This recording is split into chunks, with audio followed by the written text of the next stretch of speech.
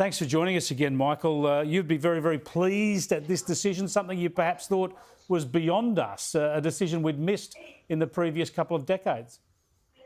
Well, Chris, you're right. I mean, we've spent 6 years pursuing the world's biggest, most complicated conventional submarine, trying desperately to turn a nuclear design into a diesel design.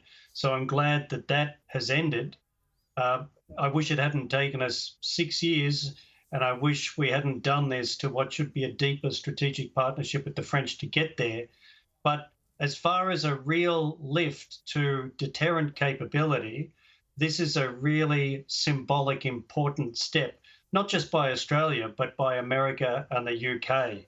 And it's something that raises the cost of in Beijing of them using their military power in ways that are just plain against our interests.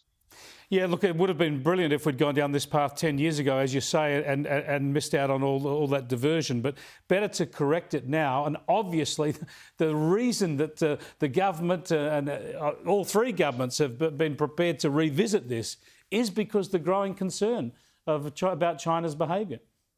Well, exactly. Nuclear submarines haven't got any cheaper. They haven't got any less complicated. And the nuclear sensitivities haven't got any smaller.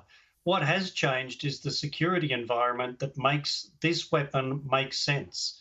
And that's all been driven by the more aggressive China we've seen under Xi. So that is the point of this. And it's a real acceleration of the international cooperation to constrain China's use of its military power. We saw this starting to take off at the G7 in Cornwall. And now this is another massive step down that path. Now, what about some of the other technology and hardware involved here? There's a lot of access involved for Australia when it comes to American missiles, which could be increasingly important for us, not nuclear missiles, but cruise and Tomahawk missiles. Will this be important not only for our defence purposes, but for our technological development here, our industrial development?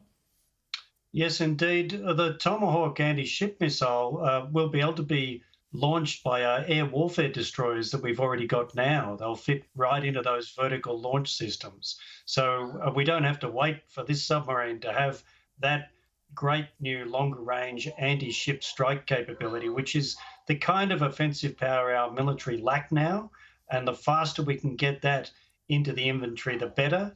And the technology partnership, you're right, it's broader than the nuclear submarines. It's broader than the Tomahawks. It's about what Xi has called the commanding heights of future technology, artificial intelligence, quantum, and advanced missiles. So we're right to focus on the nuclear submarine today, but it's a bigger deal than that the three leaders have announced. Now, the French are not unimportant to us, especially when it comes to the Pacific. Do you think we'll be able to smooth things over with them? Well, in time, but no, not in the short term.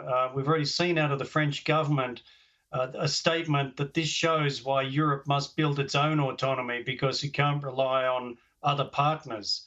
And frankly, you've got to have some empathy for them there. We did tell them the last thing we wanted was a nuclear submarine, and we've made them spend 6 years trying to design a diesel-powered nuclear submarine. So their sense of frustration is obvious, but they're a bigger and more important global and regional partner than even the submarine partnership should have been. So we've got real repair work to do there, and some of that can be outside the defence field. Entering a free trade agreement with the EU rapidly and meaning it could be a really good step there. Thanks for joining us again, Michael. I appreciate it. Michael Shoebridge there from the Australian Strategic Policy Institute.